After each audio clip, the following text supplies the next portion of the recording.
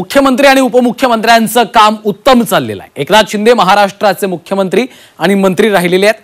उगीच कुणी महायुती सरकारमध्ये भांडण लावू नये असा टोला माजी केंद्रीय मंत्री नारायण राणेंनी शिवसेनेचे खासदार धैर्यशील माने यांना लगावला।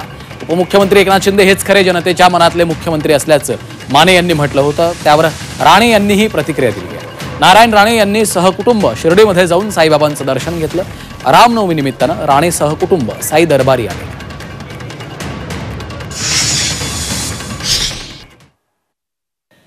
साहेब, रेकॉर्डवर आज तुम्ही उपमुख्यमंत्री शासन म्हणत असेल, पण जनतेच्या मनातला मुख्यमंत्री कोण असेल तर तो एकनाथ संभाजी शिंदे हा जनतेच्या मनातला मुख्यमंत्री आहे।